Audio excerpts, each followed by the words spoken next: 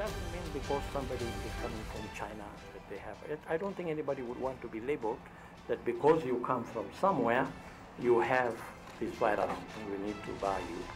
The government has finally responded to coronavirus concerns beyond just press statements, but their statements inspire anything but confidence in Kenyans. Our issues here, tuko busy, BBI na sonko here. Tunakubalia Chinese kukuja, wacha tukufe na maskini yetu kuliko tukufe na virus. Don't take my word for it. Hear what Kenyans will say about their confidence in their safety in the face of the coronavirus scare.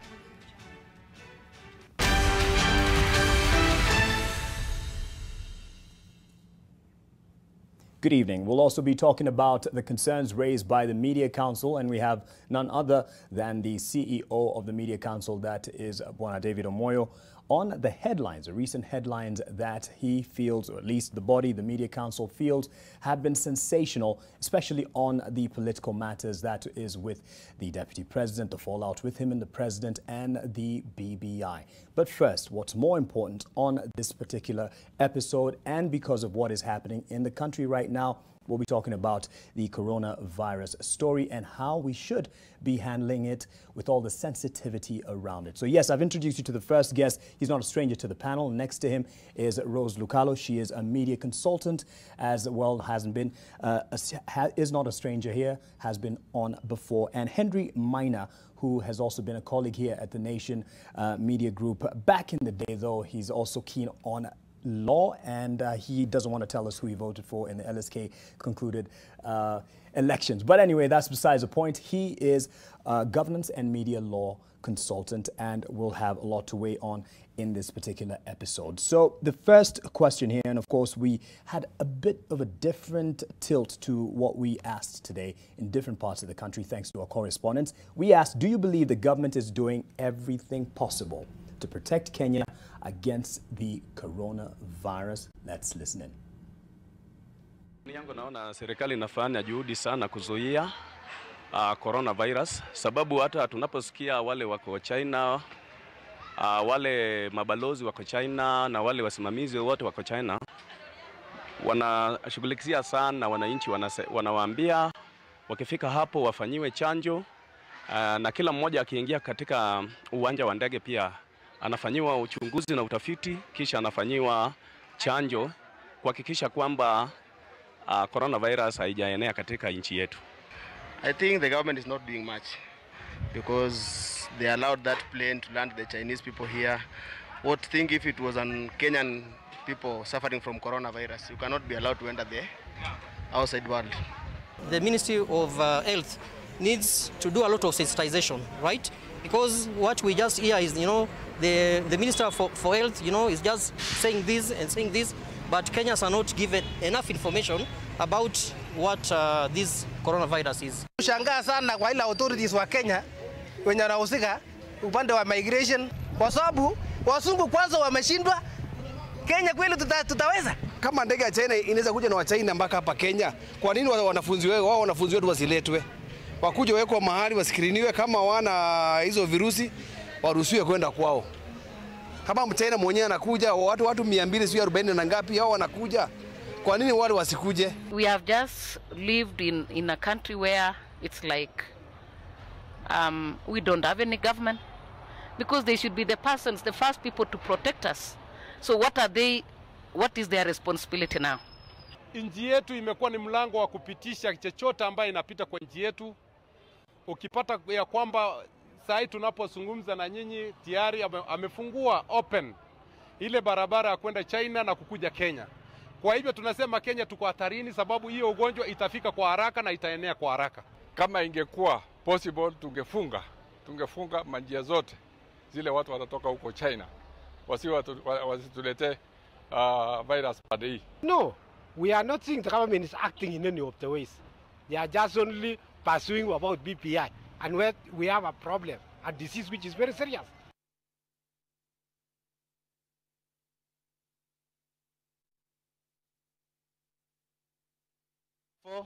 It spreads.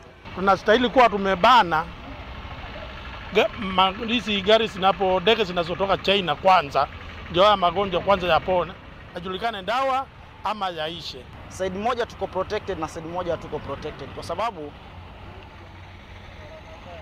before hiyo ndege labda wakati inakuja ama ikifika airport lazima kuna vipimo zinafanywa.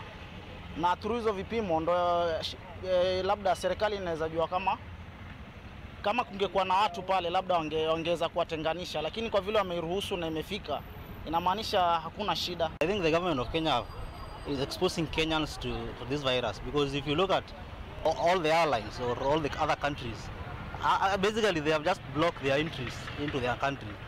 Hatuko tayari kupambana na virusi vya corona kwa sababu ukiangalia hata zile shida ambazo tuko nazo kama nchi tunategemea msaada na pia tunaenda kukopesha deni. This poses the question, how prepared are we as Kenya and how much do we love our country? What is our preparedness? We need more of these signals, we need more of precautions, we need more of teachings than even the political hit. Because now we are consuming this BBI and forgetting that there is even a serious problem that when it comes, we will lose people. So many Kenyans are concerned for good reason. I mean, this is a disease, a virus that has claimed at least as of now, 2,800 people, mostly from China, and over 80,000 cases, confirmed cases, with 30,000 of them having been cured or at least declared free of the virus, even after being diagnosed with it or found to have the virus. And so with this kind of story, first of all, I'd just like to throw it to the panel. It's very sensitive. And with that, we have the interest of the public to protect. And the government, especially the Ministry of Health, has been very economical with the information. But we've been working with what we have. But how do we balance that, the public interest, and not causing panic? Across the panel, from you, David. I think the basic principle of journalism is seek the truth and report it. That is the underlying principle. But then there's a caution that comes thereof, cause no harm. The problem is by seeking the truth and reporting to Kenyans, you may be seen to be causing unnecessary panic and all that.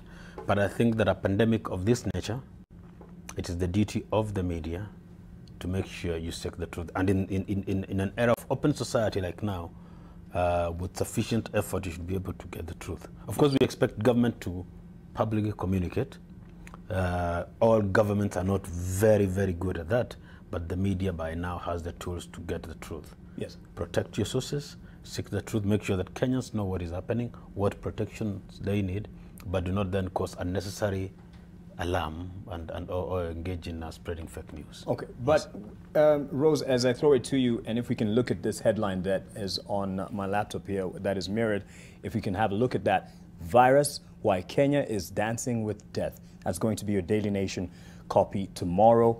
And yes, going against the grain, outrage over government's decision to allow flights from China, even as more countries choose to err on the side of caution by walling themselves in to lock out the fast-spreading epidemic that has claimed 2,810 lives so far.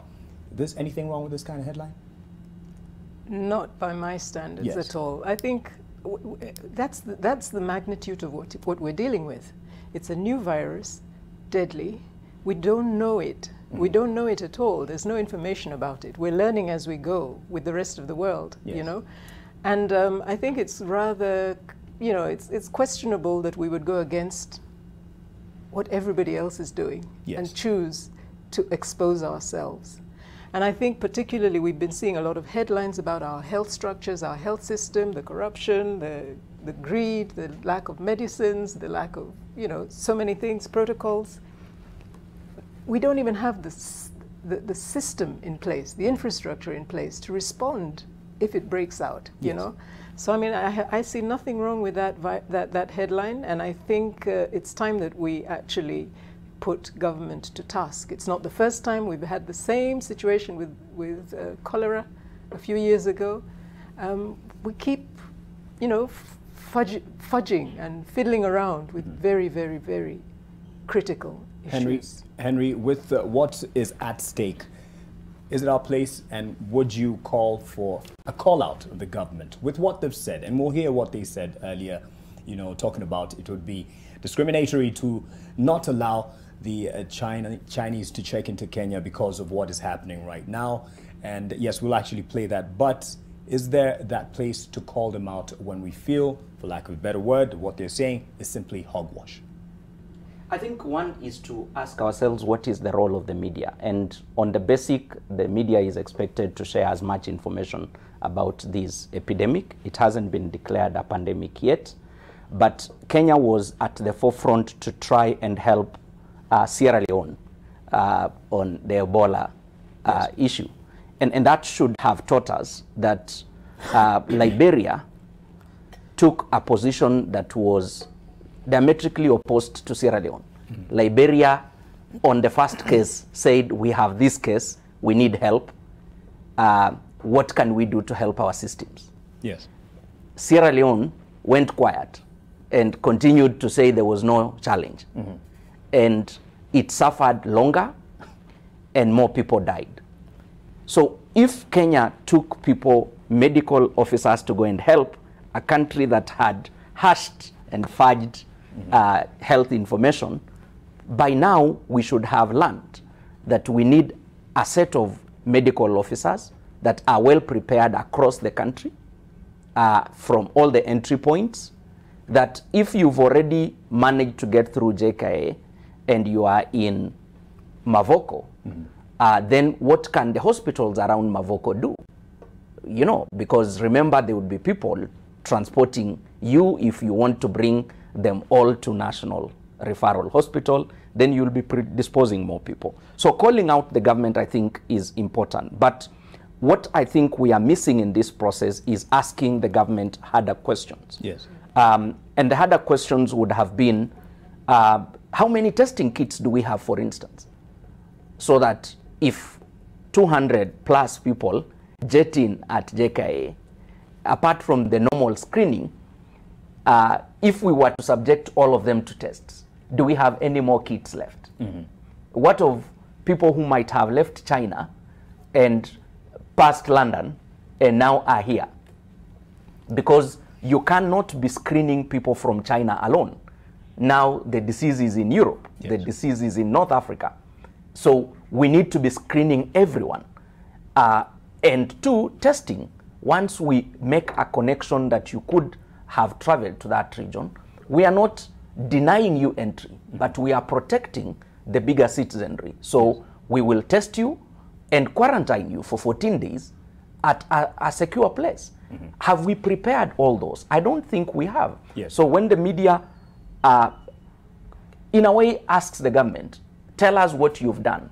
We've seen countries, bigger countries like USA, they've turned military barracks into quarantine centers and taken their people there. Not that they are discriminating, but they understand the effect. Yes. That in the event we get into that community infection where individuals begin to infect one another, then it becomes harder to manage.